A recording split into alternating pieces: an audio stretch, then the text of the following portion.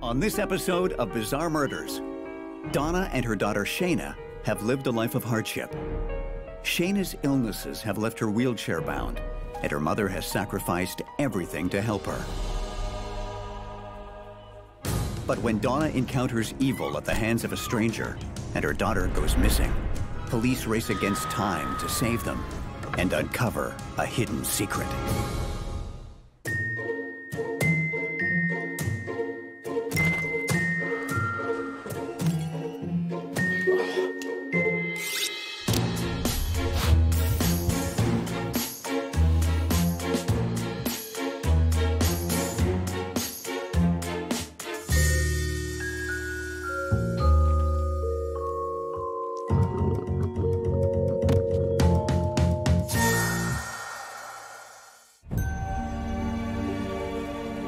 In a quiet, small town, Lana is concerned about her neighbors, 46-year-old Donna, and her severely handicapped teenage daughter, Shayna. Lana is worried because bizarre messages were posted on Donna's social media page earlier that day. From an investigator's point of view, you want to pay attention to the difference in tone from the previous posts. Does it sound like a sweet, loving, single mother who has selflessly raised her sickly, handicapped daughter? Or does it sound more like the writings of a deranged killer? My vote is for number 2. Lana drops by to see what's going on.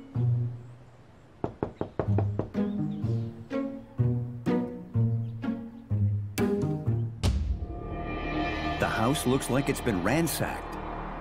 Now, very worried about her neighbors, she calls the police.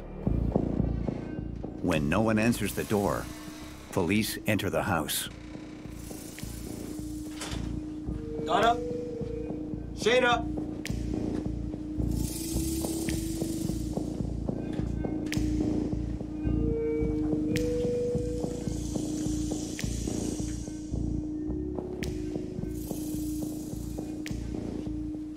He makes a horrific discovery. It appears that Donna has been bludgeoned to death.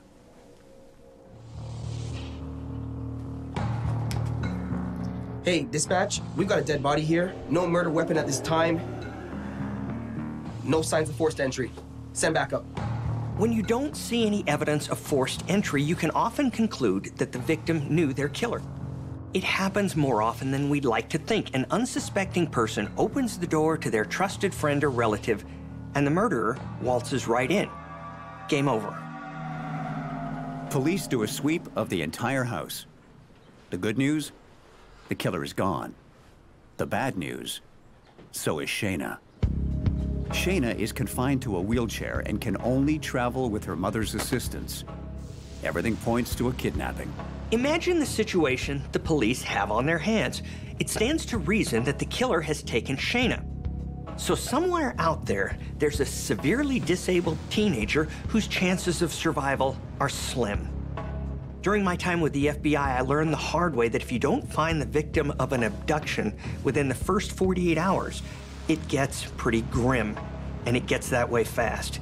There's a ticking clock, and it started hours ago. Police interview Donna's neighbor, Lana. She tells them that Shayna has been having a romance with a man she met online. He's really cool. He's really, really cute. Like, he makes me laugh. He's so funny. Does your mom know? No. Oh my God, she'd kill me. His name is Robbie, and he's a 32-year-old resident of Utah. Now we're getting somewhere. Whenever you've got a missing woman, the first place you look is her husband or boyfriend. 85% of the time, if they haven't done the deed themselves, then they've masterminded it. And I use the term mastermind kind of lightly. Using Robbie's social media account, where he has helpfully posted his address, the police are able to track him down to Salt Lake City, Utah. Really? Posting your address on your social media account? Oh, come on. That has to take the cake for one of the stupidest things anyone can do, much less a potential criminal who police are looking for.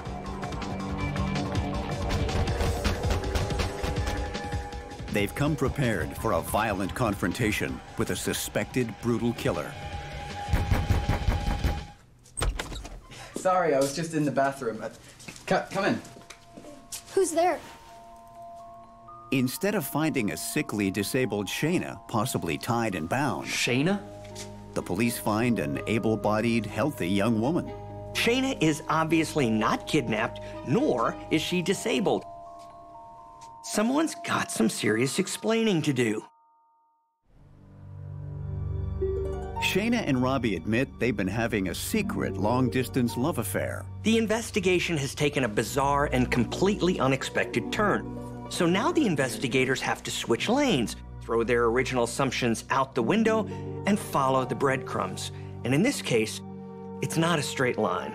Shayna, I've got to tell you, your mother's dead. What? She was murdered. No. I'm sorry. No. What? I know it's hard, but I have to ask you if you know anything. Shayna claims to have no idea who would want to hurt her mother. Everyone loved her. Shayna, I was under the impression that you were sick, even in a wheelchair. Shayna tells an astonishing tale.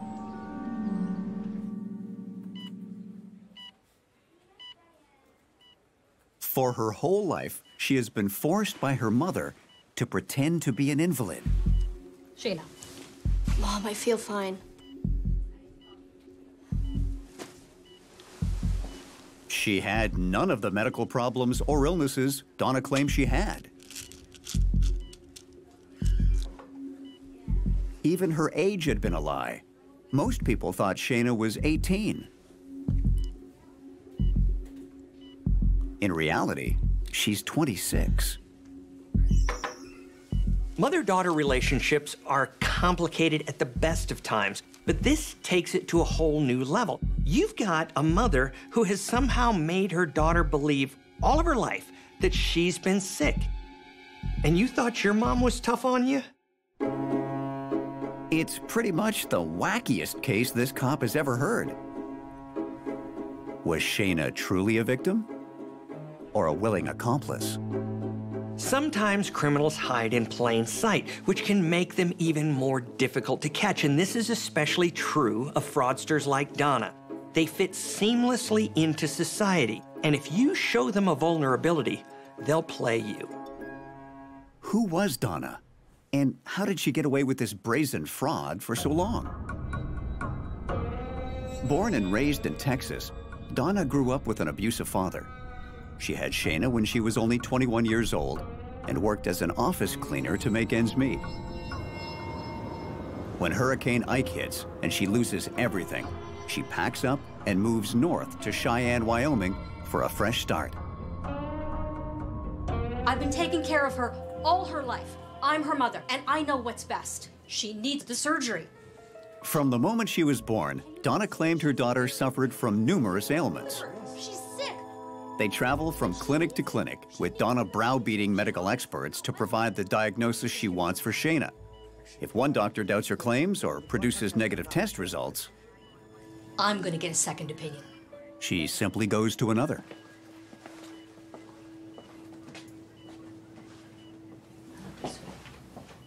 Shayna endures many unnecessary surgeries and even has a feeding tube inserted into her stomach. This allows Donna ultimate control. She can monitor what Shayna eats and can administer whatever drug she wants her to take.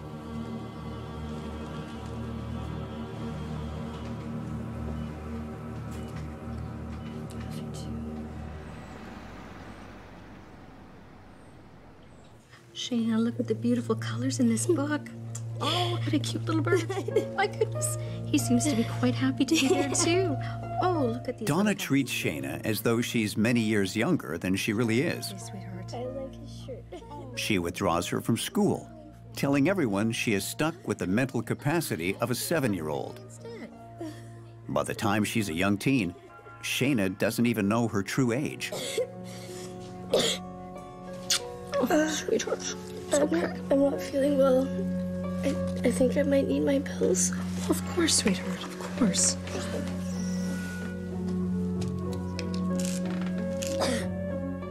Shayna is, in effect, brainwashed to believe she's an incurable invalid.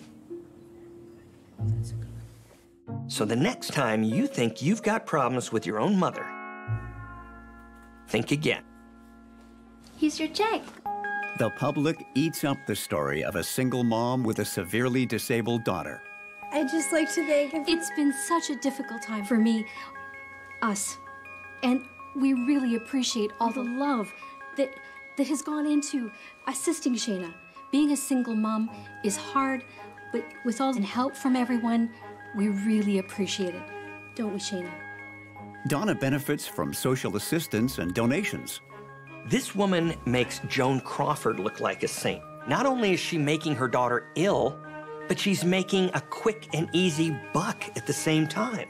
What no one knows is that Donna is exhibiting classic signs of a rare and highly disturbing condition. It's going to be so helpful to us, isn't it, Shayna? Munchausen syndrome by proxy, a disorder in which a spouse or a caregiver fabricates illness in their partner or child. So let me spell it out for you non-believers. Basically, your loved one isn't killing you. They're simply making you sick so that they can get attention. I would do anything for my daughter. It's a controversial concept and not universally accepted by mental health experts. So as an investigator, you've got to wonder, is it deliberate abuse or something that the instigator can't help? Is it a real illness or a way of rationalizing appalling behavior? In my 25 years of law enforcement, I've seen strange motives, but making your daughter believe she's dying so you can get attention, well, that pushes the crazy meter full tilt. Shayna is forced into a life of deception until one day she makes a glorious discovery: the internet. Shayna discovers there's a whole world out there beyond the prison her mother has created for her. And she's determined to explore it. Up until now, Shayna isn't a typical teen. But deprive them of candy and they'll want candy. Deprive them of a social life, you get the picture. Shayna becomes quickly obsessed with the new opportunities presented. Shayna sets up 3 secret social media accounts and communicates with people at night when Donna is asleep. And by people, I mean boys. And by boys, I mean men. Shayna's first attempt at independence takes place at a comic book convention, a rare treat from Donna for her sick daughter. Shayna takes the first chance she can get and ducks out of Donna's view.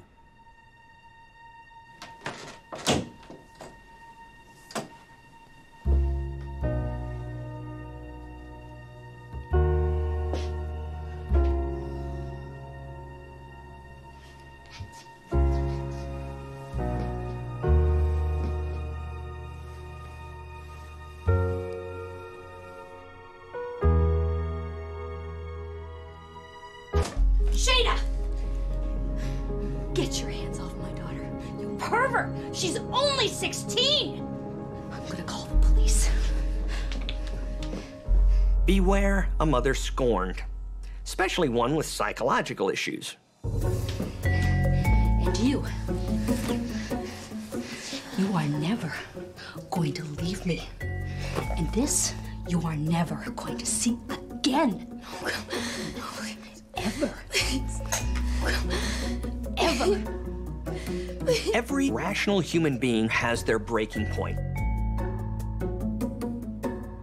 And the moment in the hotel room is the proverbial last straw for Shayna. Donna eventually gives back the computer, figuring that Shayna has learned her lesson. But Shayna has other plans and begins plotting to escape her mother and their life of deception for good.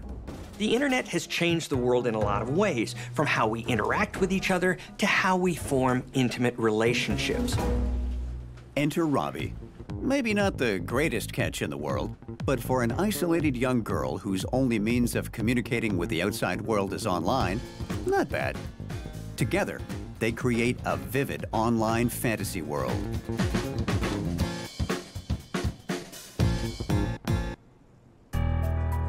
But fantasy soon crosses over to reality and they start dreaming of a life together. There's only one thing standing in the way of her happily ever after. Mommie Dearest. So you might think to yourself, why not just run away? Shayna probably thinks her mother will track her down and destroy her one chance at happiness.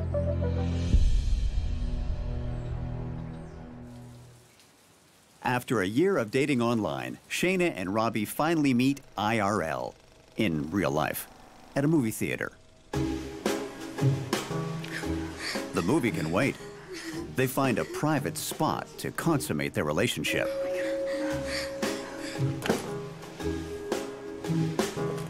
It's no honeymoon suite, but it'll do just fine.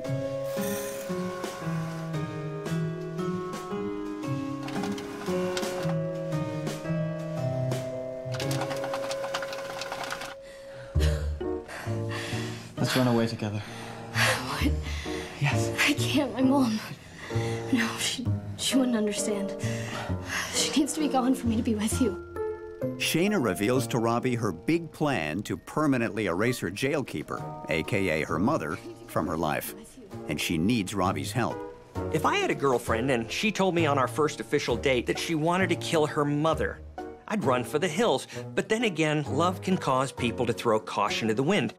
If I were to venture a guess, I'd say the fantasy world Shayna has created has crossed over from fantasy to delusion, and she's looking for someone to do her bidding.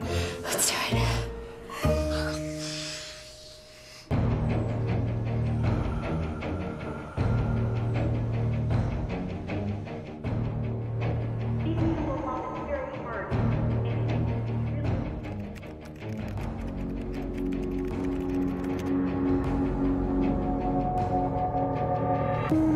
While Donna sleeps like a log,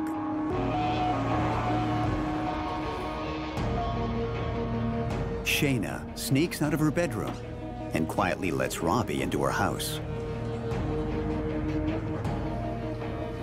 That's perfect. We gotta do this. Are you sure about this? 100%. I've never been more sure about anything. I love you too. With Donna blissfully unaware, her beloved daughter prepares to cut her sleep a little short. Years of psychological abuse may give Donna cause for regret, as her daughter, Shayna, executes her plan for freedom.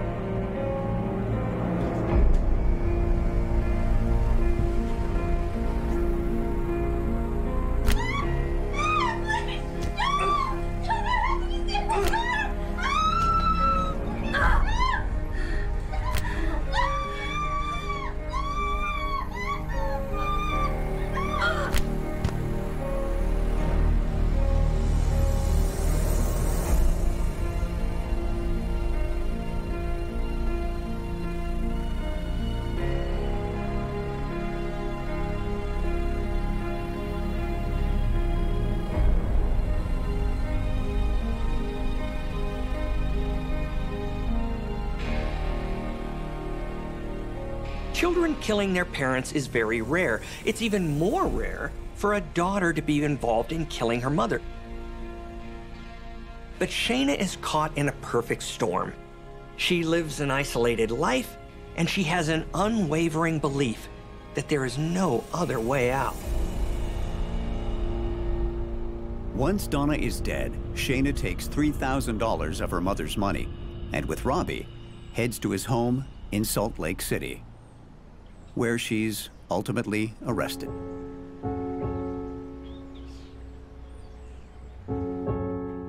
The people of Cheyenne are utterly shocked. There, on the evening news, is Shayna. Her hands are cuffed behind her back. But more shocking than the murder charge is the fact that she's walking.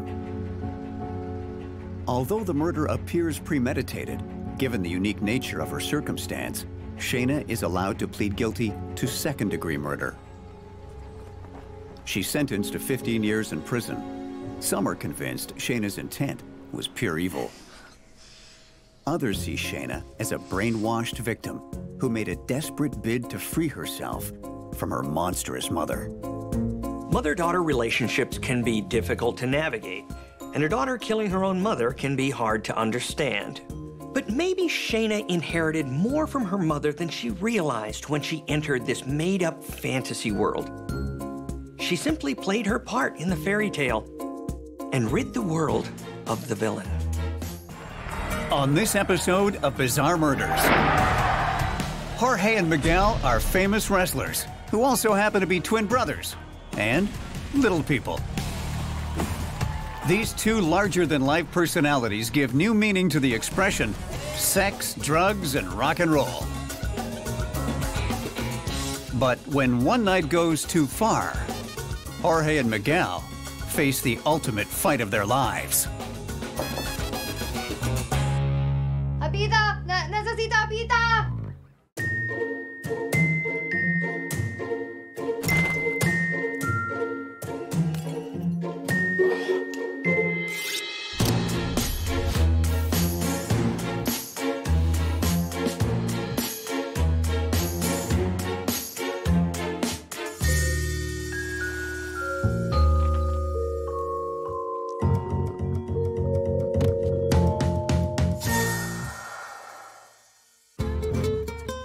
Jorge and Miguel have been inseparable since birth. Unusually energetic, they grow up wrestling each other in their tiny, rundown home.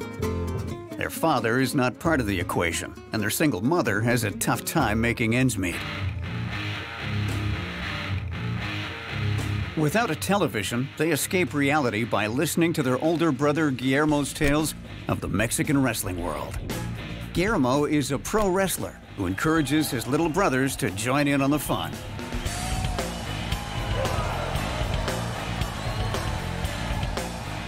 When they're teenagers, Guillermo sets the twins up with their first gig.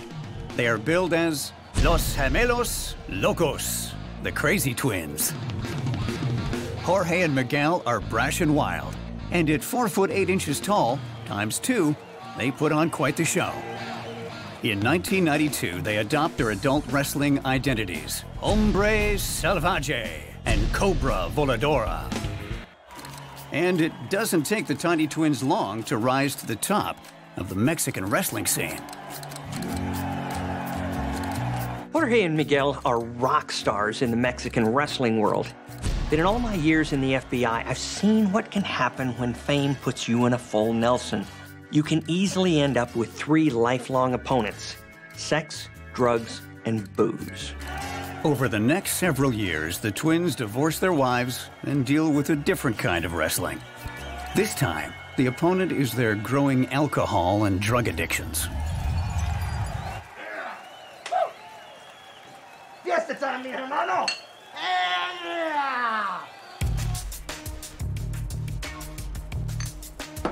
Yeah! Dude, that was a good fight! After a big televised match against El Castigador, the twins are ready to celebrate. And for these boys, go big or go home isn't just a saying. It's a way of life. In the short time that Fernando the bartender has been slinging drinks at El Cutre Hotel, he's seen his fair share of louts. But these two are especial. Amigos, you think you can keep it down a bit? Huh? But when he asks them to tone it down, it falls on deaf ears. Wrestlers. We kept the belt, man. Yeah, 2 years running. Tag team, come on. Come on. All right, come on, fill this up. Here we go. Oh, hi. Hey. Good. How are you? Do you ever take your mask off? No. We leave these on all the time. Sure, there's a certain thrill meeting strangers in a dark, dingy bar. But in my experience, it doesn't always have a happy ending.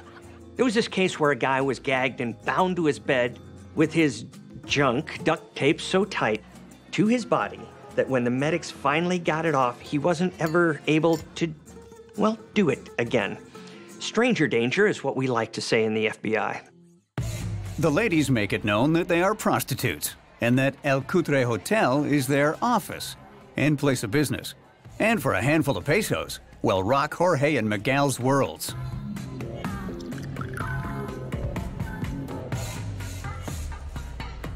The twins and their newfound friends decide to take their cocktails up to the room for a nightcap, or guro de dormir, as they say in Mexico. But it doesn't take long before the party turns into a coke-fueled bender.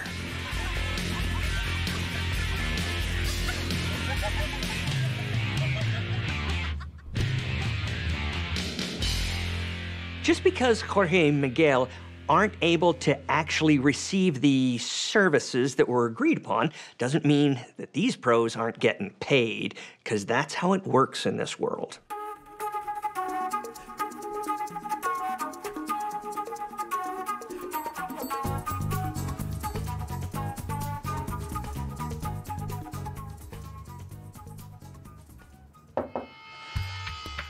The morning after, a cleaning woman from the hotel is doing her rounds and arrives at Jorge and Miguel's room.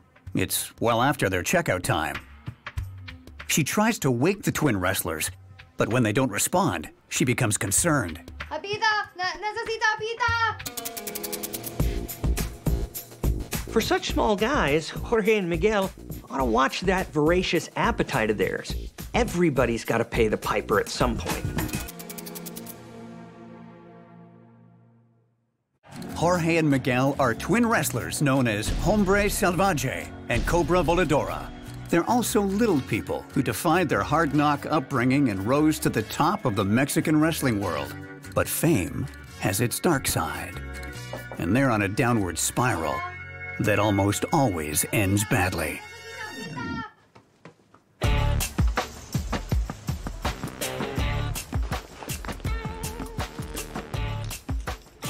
Cobra Voladora. ¿Quién? The Flying Cobra. I don't know who that is. From the Crazy Twins. Los Gemelos Locos.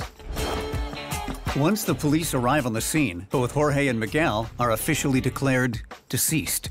The question the authorities immediately ask, was there foul play involved? But with no signs of forced entry and no signs of assault on the bodies, they can't ascertain the twin wrestlers' cause of death. It's empty.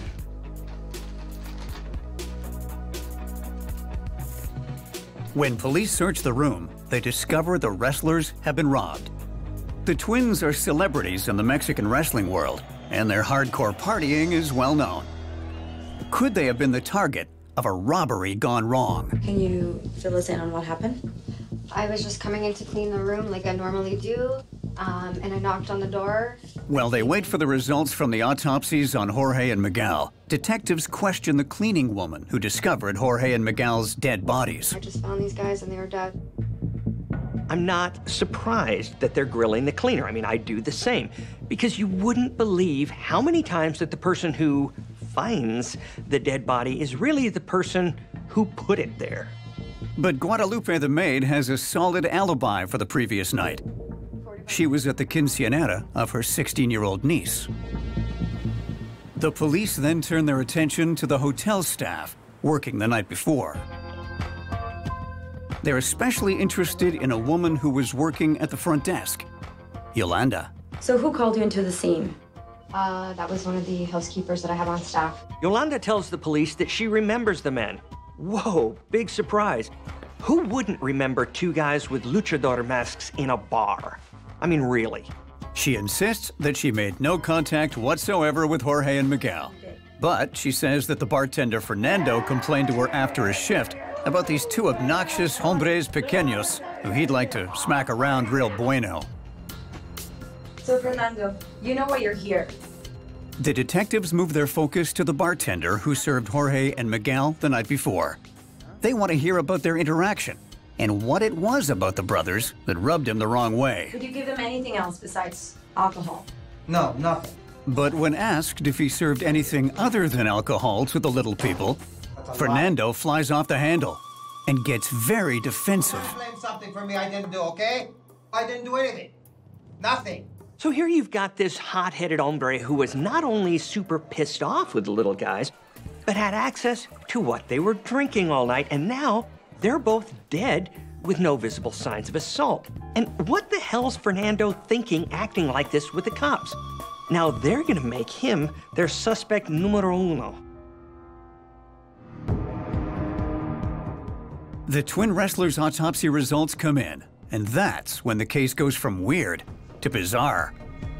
Los hombres pequeños have died from an overdose of tetrahydrozoline, HCI, more commonly known as eye drops. And the huge levels in their bodies can only mean one thing: they were poisoned.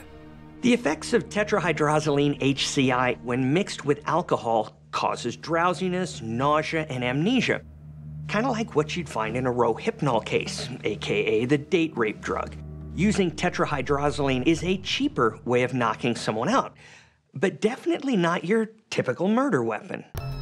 Toxicology reports confirm that for men of their size, death would only take 1 hour from when Jorge and Miguel consumed their drinks laced with the poison to when they died. Turns out that everyone's favorite asshat bartender, Fernando, is no longer a suspect, because he left the building soon after the foursome went upstairs, and he wasn't at the crime scene within the timeline that the men were murdered. Too bad. I was starting to like him for this one, but that's the way investigation goes. When detectives review past case files, they uncover several with a similar MO. Men who were drugged and robbed using tetrahydrozoline found in eye drops mixed with alcohol. But in these cases, there were never any fatalities. Detectives review the security footage from the hotel and isolate 2 mystery women seated with Jorge and Miguel. As far as the detectives know, they are the last people to have seen the twin wrestlers alive, which now makes them the prime suspects in the murder. Okay, they're leaving. Wait, let's see if we can get her. There. Their focus then turns to the women. That's the first suspect. Video security footage is one of the greatest things that ever happened to law enforcement. It's almost cheating. Solving a murder is still a major grind, but man, does it help when video is part of the evidence. Second lady. But without IDs for the 2 mystery women, detectives have no way of tracking them down. They release their sketches to other law enforcement agencies and the local media in hopes of turning up a lead. Sure, the media can at times be a pain in the ass and actually hinder an investigation. But when you need to track a suspect down fast, the widest reach is your best bet, and the media is your best friend. It's all hands on deck to find the 2 mysterious ladies of the night who took twin wrestlers Jorge and Miguel to their hotel room for a little R&R the night they were poisoned to death. Jorge and Miguel are famous twin Mexican wrestlers, but they like to party a little too hard and never woke up from a wild night with 2 prostitutes. Autopsy reports showed they died from a lethal dose of tetrahydrozoline, also known as eye drops, mixed in alcohol. A massive search is now underway for the 2 women who were last seen with the twins the night they died. In other news, the twin wrestling brothers known as Los Gemelos Locos were found dead today in their hotel room on the east side of downtown. Mierda, what the hell did you do to them? ¿Qué hiciste? I did what we always do. Persons of interest. Anyone with information is asked to contact local police. Didn't you see that they were little people? How much did you put in there? Why didn't you tell me? Now the police is gonna come looking for us. It doesn't take long for the partners in crime to start unraveling. Angela and Rosa decide to separate while they can, hoping to lessen the chances of getting caught.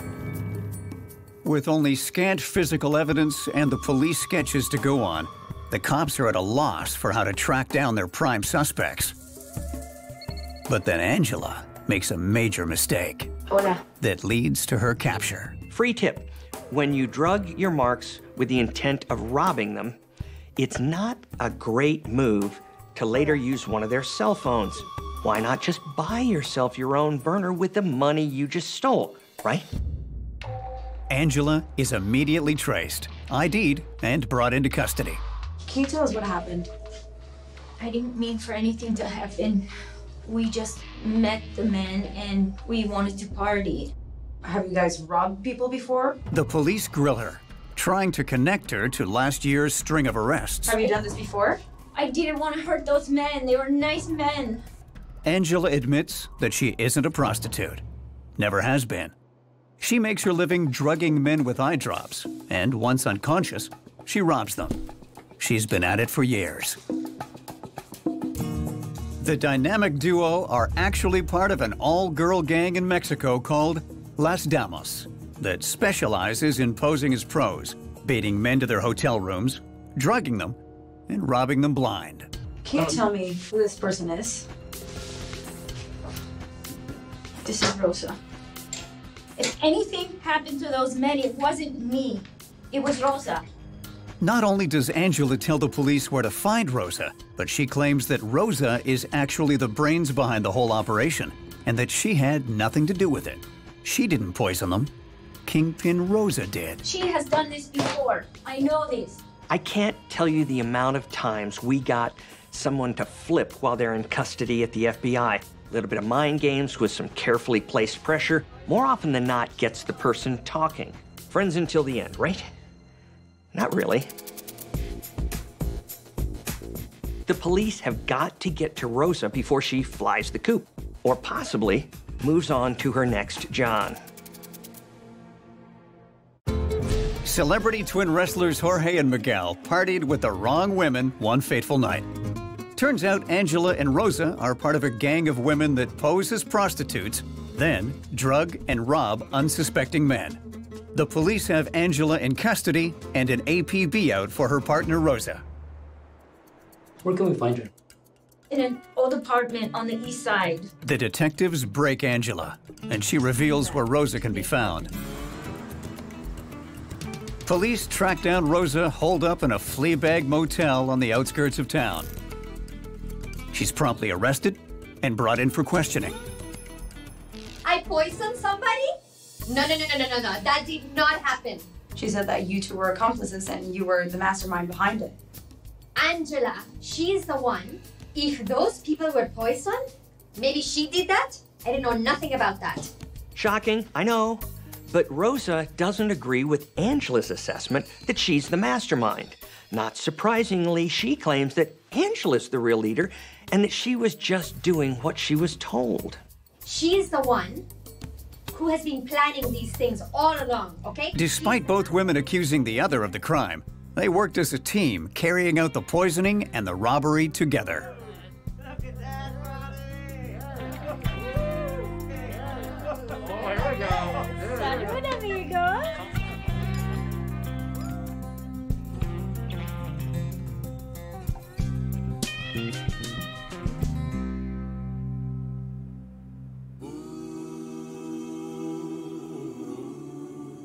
The thing is, Mexican eye drops are a lot more potent than American ones. Go figure. I guess they have a more relaxed FDA-type situation. Now, a dosage of around 10 milliliters is enough to knock out an average-sized guy, but the same amount applied to, let's say, a 4'8" individual would be fatal. When Angela and Rosa drugged the little wrestlers, they weren't planning on killing them, just knocking them out.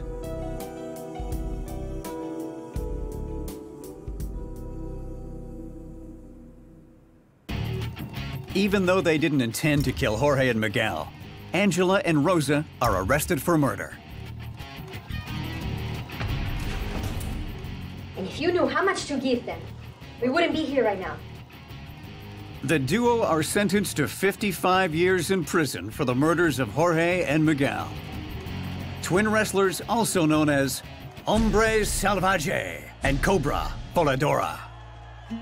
So there you have it, ladies and gentlemen. Don't get with a prostitute. It's illegal, and you could go to jail.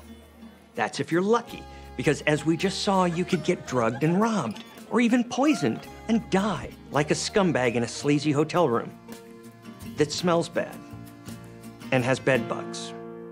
Miss Cece, fortune teller extraordinaire. Spirits, come to me, please. She's progressed from working in the local laundromat The lover's card. to being the most sought-after mystic in town. Last reveal. It's the death card.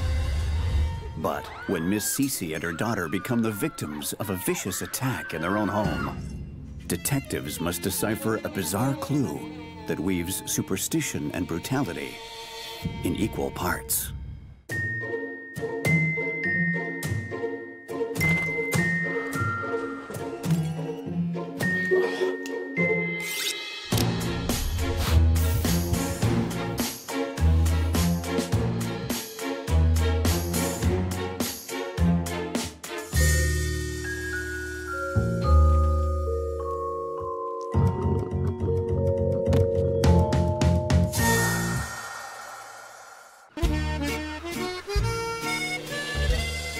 Miss Cece, the best fortune teller in town, attracts clients from all over the country. Her services, palm readings and casting spells, don't come cheap. She charges up to $12,000 cash, which she stashes around her home. She flaunts her wealth, driving expensive cars and shopping for extravagant jewelry.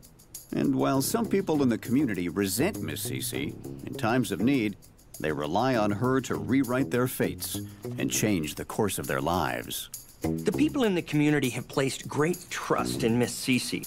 They may not like her, but they need her. And if there's one thing I've learned in my 25 years with the FBI, it's this. The pedestal that she has been put on doesn't come without peril. No pedestal does. To whom much has been given, much is expected.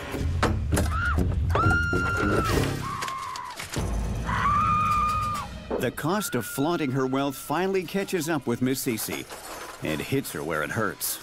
The robbers make off with $75,000 in cash, but they don't like tea.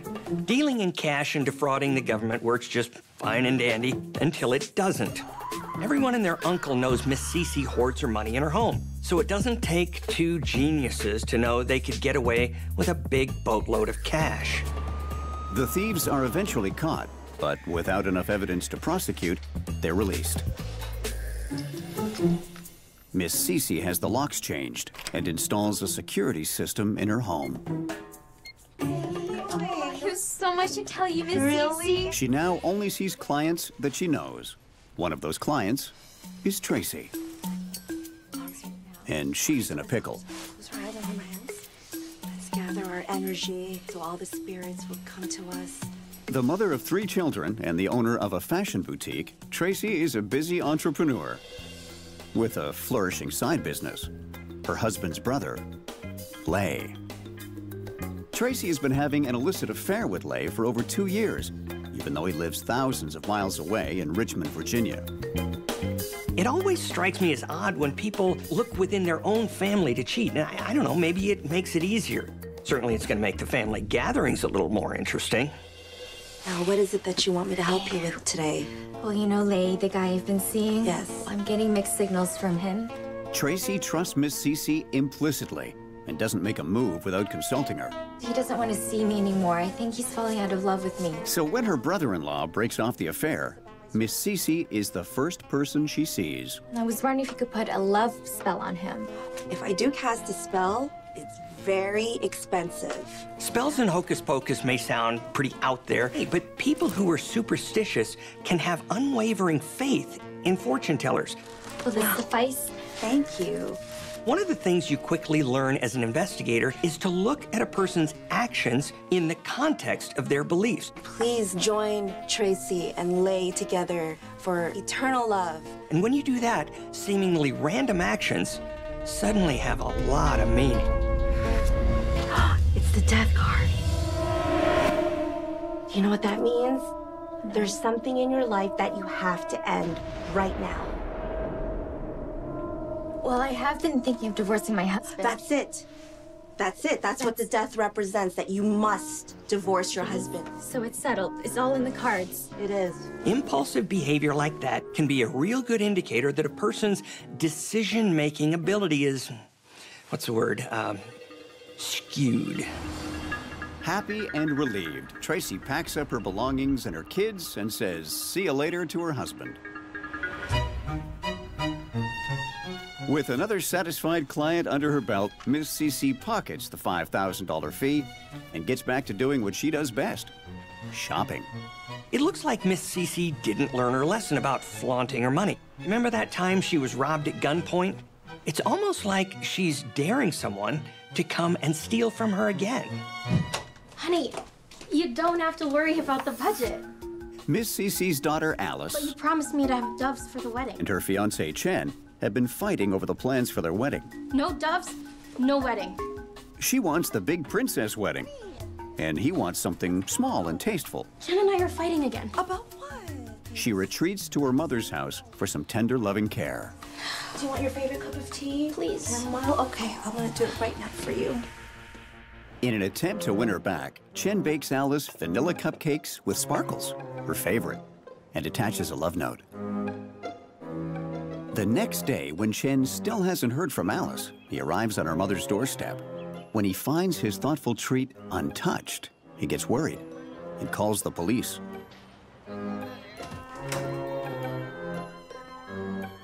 When the police enter the house, they find Miss Cece and her daughter Alice lying in a pool of blood, and they've been brutally and fatally stabbed.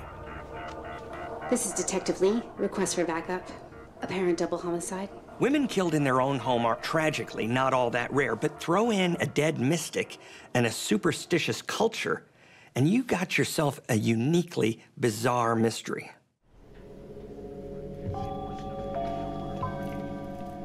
When detectives examine the crime scene, they discover Miss Cece kneeling in the kitchen. Her body configured into a subservient bow. Her hands and fingers have been manipulated into obscene gestures. Alice has puncture wounds on her body, head, and hands. They've both been stabbed multiple times. When a killer manipulates the body and poses the victim, you can always read something about the killer from it. In this case, because the victim is bowing and giving the big F-U with her finger, means likely that the killer is mocking the victim. It's a humiliating position, so you can assume that the murderer isn't a BFF. Next to Miss Cece, detectives find a bloody knife and another on the floor closer to Alice. A stabbing is a very upfront and personal way of killing. You're in their faces, you're literally causing them pain while watching the life drain out of their eyes. A gun is easier, a gun is tidier, but a knife means I want you to suffer, I want to see your fear, and I want to watch. When detectives take a closer look at the victims, they get a frightening shock. In 25 years, I can honestly say I have never seen a victim whose face has been painted white. There's a number of things that painting the face white could symbolize. It could be a ritualistic cult thing, it could be a cultural symbol of some kind, or simply have been done to hide evidence and compromise the crime scene. When investigators search the house, they discover it's been ransacked from top to bottom. Miss Cece's credit cards, cell phone, and jewelry are missing, suggesting robbery as a motive. So this is obviously a robbery, but that's not all it is. I mean, you've got to account for the way the victims were murdered and the fact that these killers took time to paint their victims' faces and hands, as well as position them. It can be difficult to unlock the meaning behind this type of symbolism because it can be so personal to the killer.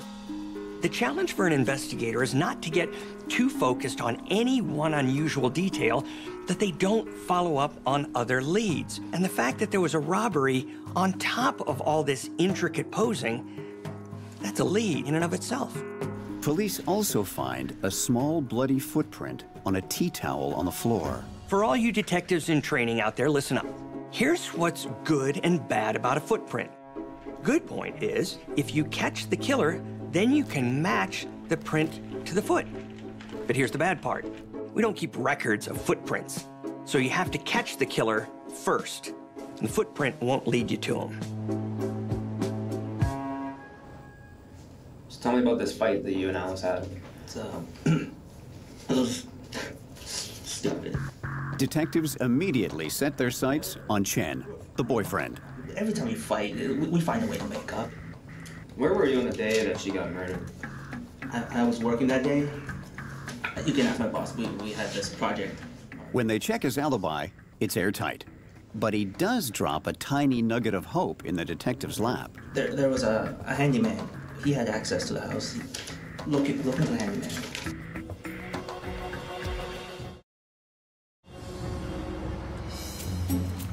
Detectives find the handyman clearing out his tools in Miss Cece's garage and immediately bring him in. Why don't you show me your hands? My hands? Yeah, hold them up, please. So this guy goes to the top of the suspect list. White paint at the crime scene, white paint on that guy's hands. Check. What did you have against Miss Cece? Miss Cece, nothing.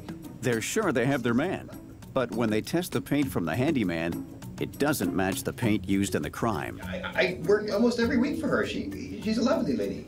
And when his alibi checks out, he's released. As they exhaust all leads, detectives turn to Miss Cece's own community for help. A neighbor reports seeing a man and a woman visiting the house on the day of the murder and gives a detailed description of the pair. It's no secret Miss Cece angered a lot of people with her flashy ways, but as distasteful as they found her nouveau riche attitude, they needed her. Her followers truly believe she can help direct their lives in a positive way. So why would somebody bite the hand that feeds them? Investigators get no tips after releasing the drawings of the mysterious man and woman to the public. And with no suspects on the horizon, the case goes cold. Until a surprising discovery heats things up again. Investigators discover phone calls being made from the victim's phone.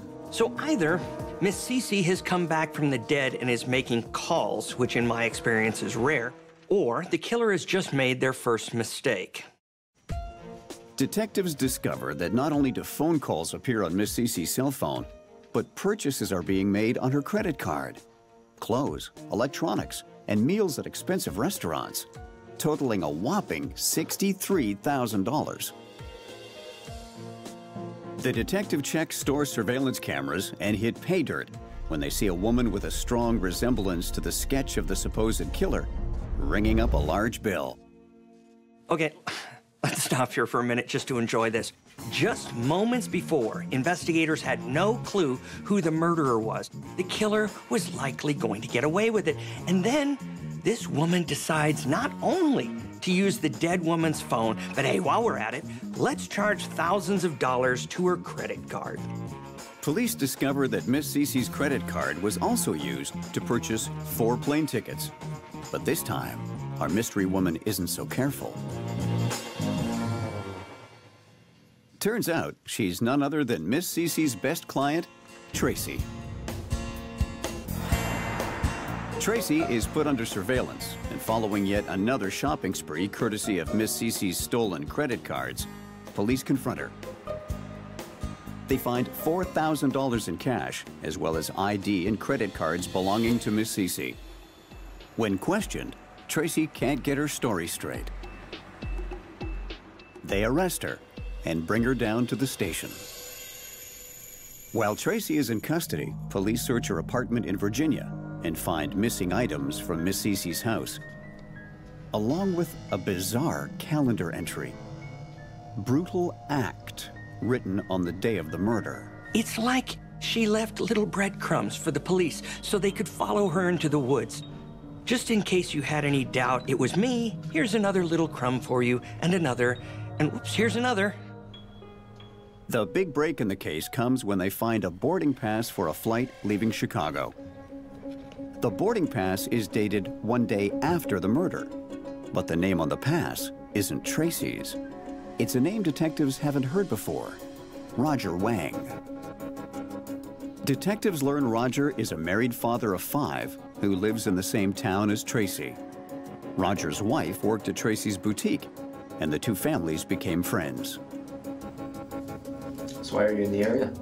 I was not in the area. I was not even there. Roger is brought in for questioning. Well, we have people saying that they saw you and Tracy walking around the area. Oh, well, yeah, I went, Tracy told me about she's a great fortune teller. Where he tries to explain what he was doing in Chicago at the time of the murder. Your DNA is scattered around Miss Cece's shop. Well, I was... Worn down by police, he finally starts talking and confesses to the murders. We're there to rob her, and when we got there, Tracy, she went crazy. But names Tracy as the mastermind. What did Tracy have over this guy that he would give up his whole life to help her? I mean, think about it. He doesn't even know Miss Cece, but he agrees to fly across the country with Tracy to murder her in cold blood. I mean, she must have had an immense amount of control over him. The question is, why? DNA from the knives links Roger to the crime, but there's little forensic evidence against Tracy. So why'd you kill her? Detectives confront her with Roger's allegations. I didn't kill her. Tracy claims she was never at Miss Cece's house and that Roger did the deed all by himself. Okay, this is a tough spot to be in if you're an investigator. You really want her to confess because you don't have any physical evidence against her yet, and the DA is going to want things like that from you to ensure a conviction. Where's your proof? But the problem is this killer is so smug, they're never gonna give you one. Well, we do have a neighbor that's given us a pretty detailed description of two people entering her place. Detectives try and break her by telling her Miss Cece's neighbor saw Roger and Tracy enter the house that day. And this time, they take her prints, hands, and feet. Tracy's footprint matches the footprint left on the bloody tea towel found at the crime scene, and she's charged with first-degree murder. She's, If I were a criminal, my first rule would be, don't wear high heels to a murder. The second rule would be, don't take them off. But hey, I'm no criminal, and I prefer wedges to heels. You gotta give me a deal here because I can tell you everything. Roger agrees to testify against Tracy in exchange for a lighter sentence. He tells detectives that he and Tracy flew across the country from Richmond to Chicago. They went to Miss Cece's house under the pretense of having their fortunes told. How are ya? Cece, I'm all over the place. I just need your help again. Okay, yeah, just relax. They were surprised that Alice was there. Okay, I'll make a cup of tea for you and we'll sit down and we'll talk about it, all right? Okay, make yourself at home.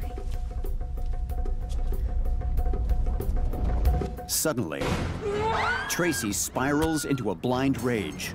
She starts stabbing Miss Cece and instructs Roger to kill Alice.